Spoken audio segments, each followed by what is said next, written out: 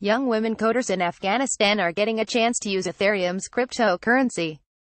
Revealed exclusively to CoinDesk, Code to Inspire, CTI, a non-profit for teaching women in Afghanistan to write code, has partnered with the Bounties Network to allow students to accept ETH for fixing vulnerabilities for businesses or projects posting bounties.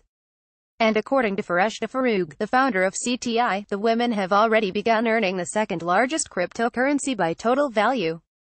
The partnership was first inked in May, and once the women were set up with MetaMask accounts and software wallets, they began earning between $10 and $80 per bounty, depending on the project they completed, Farouk said. While Farouk didn't expand on how much Ether altogether has been collected by the women, this isn't her first foray into facilitating crypto payments to remote workers in Afghanistan. In 2014, Farouk collaborated with fellow Afghan entrepreneur Royal Mahboob to offer Afghan women the ability to earn Bitcoin by blogging. But the program ran into roadblocks since there wasn't a local cryptocurrency exchange to provide liquidity, cash for crypto, and most of the bloggers didn't have bank accounts anyway, whereby they could get a global exchange to transfer the converted crypto into. The challenge was how to exchange Bitcoin to the local fiat currency, Farouk told CoinDesk. At the time, Farouk and other CTI representatives would accept the women's cryptocurrency and give them cash in return, but this process had its drawbacks.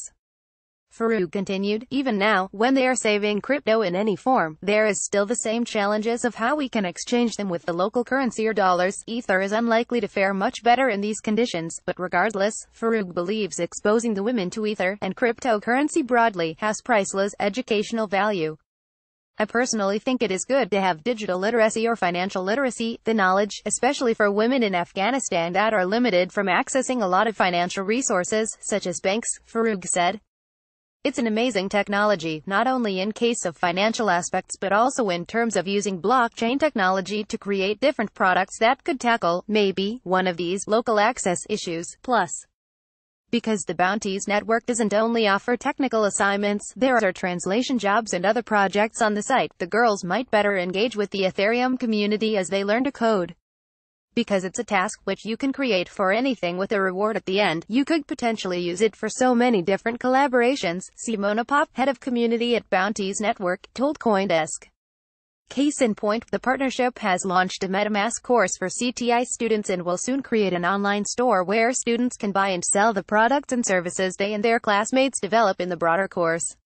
Circular economy. Speaking of what's called a circular economy, whereby the women can be compensated in Ether and then use that Ether to buy other products, this has been the real problem with crypto adoption in the developing world. And it's a problem that often requires systemic change. Whereas Venezuelan cryptocurrency enthusiasts can use Bitcoin, Ether and even Zcash to buy rice, diapers and other essentials online, then have those items shipped to their homes, this isn't the case in Afghanistan, where Farouk said the postal service isn't reliable on many roads and houses aren't marked like they are in other parts of the world. Still, cryptocurrency has gained some traction in the country since Farouk first started experimenting with it in 2014.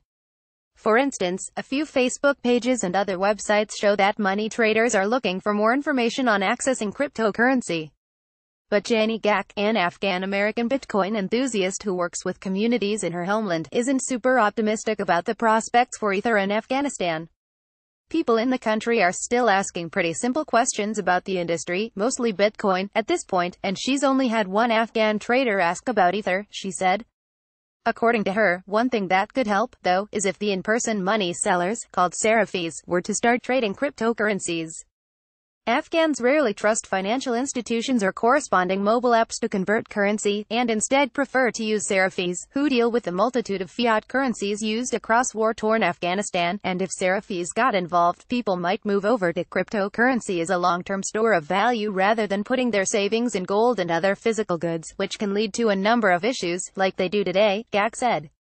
Global access still, even with much development to be done in Afghanistan to make it ripe for cryptocurrency adoption. Farouk sees the partnership with Bounties Network to give her students an introduction to Ether as a beneficial step on a long road towards financial independence. A lot of women are not able to travel to other cities. Some families don't want their daughters to travel alone by herself or to work in other cities, Farouk said, adding, if there are single-digit chances for them To work in Herat, there are a million opportunities online. Herat is the third largest city in Afghanistan and home to CTI, although the non-profit will allow women to take classes or work online, instead of coming into the office. As such, CTI provides them with employment opportunities they might not have in their home cities. I think it's a good thing for our students to do projects online and get paid. It can be very useful for our students, especially our web design students, CTI mentor Alam Dineshire, whose first experience with cryptocurrency was getting paid in it through a CTI class, told CoinDesk. Since Farouk feels like the broader blockchain industry overlooks war zones like Afghanistan, she hopes teaching these women how to earn crypto will be the first step in seeing homegrown technological solutions to local challenges. In Farouk's mind, the opportunity to engage with the global economy and become familiar with cryptocurrency wallets might prove more valuable, in the short term at least, than the digital coins themselves. There are girls in Afghanistan who know how to code, Farouk said, adding, and they are going to change the future of Afghanistan, their country, by just accessing this 21st century knowledge. Students in Afghanistan image via code to inspire the leader in blockchain news. CoinDesk is a media outlet that strives for the highest journalistic standards and abides by a strict set of editorial policies. CoinDesk is an independent operating subsidiary of Digital Currency Group, which invests in cryptocurrencies and blockchain startups.